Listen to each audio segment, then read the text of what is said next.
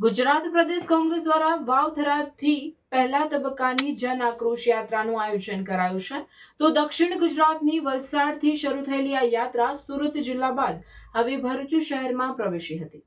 જનસભામાં સંબોધન બાદ શહેર કોંગ્રેસ સમિતિ દ્વારા વિશાળ બાઇક રેલીનું આયોજન કરવામાં આવ્યું હતું। ભરૂચના સ્ટેશન સર્કલ ખાતે ડોક્ટર બાબા સાહેબ આંબેડકરની પ્રતિમાને પુષ્પહાર અર્પણ કરી અગ્રણીઓએ રેલીનો પ્રારંભ કરાવ્યો। આ પ્રસંગે પ્રદેશ કોંગ્રેસ પ્રમુખ અમિત ચાવડા, વિધાનસભા કોંગ્રેસ પક્ષના નેતા તુષાર ચૌધરી અને મુમતાઝ પટેલ સહિતના અગ્રણીઓ ઉપસ્થિત રહ્યા હતા। યાત્રામાં જિલ્લા પ્રમુખ રાજેન્દ્રસિંહ રણા, શહેર પ્રમુખ સલીમ અમદાવાદી, પૂર્વ જિલ્લા પ્રમુખ પરિમલસિંહ રણા, મીડિયા પ્રવક્તા નાઝુ ફળવાલા, પાલિકા વિપક્ષ નેતા શમસાદ અલી સૈયદ અને યુવા આગેવાન શેરખાન પઠાણ સહિત રાજ્ય અને કેન્દ્રના અનેક નેતાઓ જોડાયા હતા। જનસભાને સંબોધતા અમિત ચાવડાએ ભાજપ સરકાર અને ભરૂચ ભાજપ પર ભ્રષ્ટાચારના ગંભીર આક્ષેપ કર્યા હતા। તેમણે સરકારની નીતિઓને જનવિરોધી ગણાવતા જણાવ્યું હતું કે એસઆઈઆરની કામગીરીમાં લોકોના નામ કમી કરવાનું મોટું કાવતરું ચાલી રહ્યું છે। આ મામલે જવાબદારો સામે એફઆઈઆર થવી જોઈએ। વધુમાં તેમણે આક્ષેપ કર્યો હતો કે રાજ્ય સરકાર જનહિતના પ્રશ્નો ઉકેલવામાં સંપૂર્ણપણે નિષ્ફળ રહી છે। કે રાષ્ટ્રનું રક્ષણ થાય, લોકશાહીનું રક્ષણ થાય, દેશની સાત્વિકતાનું રક્ષણ થાય, એનાથી મોટો કોઈ ધર્મ ના હોય। હા કે ના? છો તૈયાર એ ધર્મને નિભાવવા માટે? 1947માં તમે ને હું કદાચ નહોતા, પણ આઝાદીની બીજી લડત માટે જો ખપી જવું હોય તો 1, 2, 3 બાના સાઈડમાં કરીને નીકળી જવું પડે। હા કે ના? છો નીકળવા માટે તૈયાર? અમારી જે ટીમ છે, જે નેતૃત્વ છે, એ તાકાતથી કામ કરવા માટે તૈયાર છે। પણ ધર્મની બાબતે એક વાક્ય કહું કે એક રૂમના ઓરડા માટે આખી હવેલી ન પાડી નખાય। હા કે ના? એક ઓરડાના વાંધા માટે આખી હવેલી ન પાડી નખાય। હા કે ના? સોસાયટીમાં એક વ્યક્તિના વાંધા માટે આખી સોસાયટી ઉપર બુલડોઝર ના ફેરવી દેવાય। હા કે ના?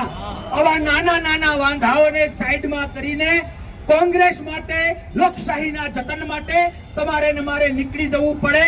ભાજપ અને આપ ગમે એવી વાતો કરે તો એને કહેવું પડે કામથી ભાષામાં કે સોનું સોનું રે અને લોખંડ એને કહેજો કે તમારો બાપ આવે ને તોય તમે સોનું ન બની શકો, સોનું ન બની શકો। એક જ પાર્ટી કોંગ્રેસ પાર્ટી જ ગુજરાતના લોકોની હિતોની ચિંતા કરી શકે। એક જ પાર્ટી બધા જ વર્ગ વિસ્તારના લોકોને સાથે રાખી શકે।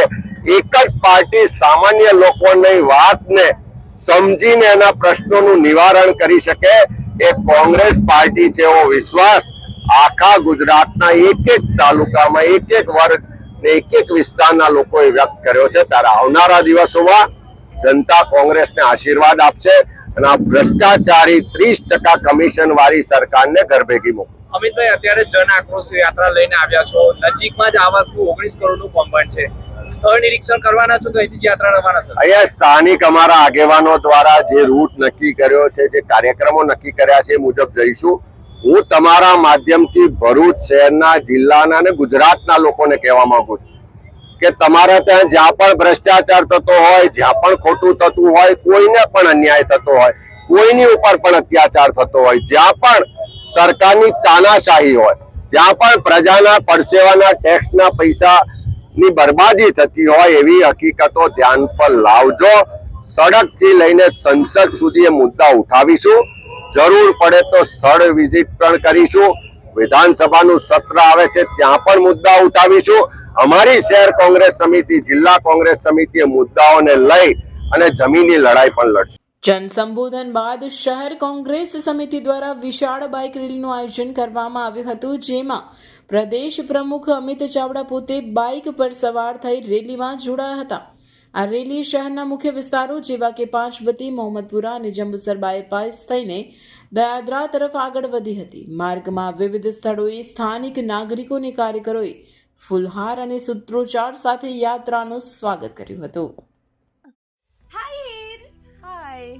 અરે કેમ, શું થયું? તારા મોઢા પર કેમ 12 વાગ્યા છે? અરે જવા દે ને, કેટલી મહેનત કરીને મમ્મી માટે ડિનર સેટ લાવી અને મમ્મી કહે કે નકરું પ્લાસ્ટિક લઈને આવી છે, હવે એક્સચેન્જ કરાવીને સ્ટીલનું ડિનર સેટ લાવવા કહે છે। હા હા તો એમાં શું થયું, સ્ટીલ નો લઈ આવો. અરે જવા દે ને, ક્યાંથી સ્ટીલનું લાવું? આજકાલ સ્ટીલના વાસણો ક્યાં સારા મળે છે? કાં તો એ કટાઈ જાય, ફાટી જાય, કે છેલ્લે કઈ નહીં તો વળી જાય.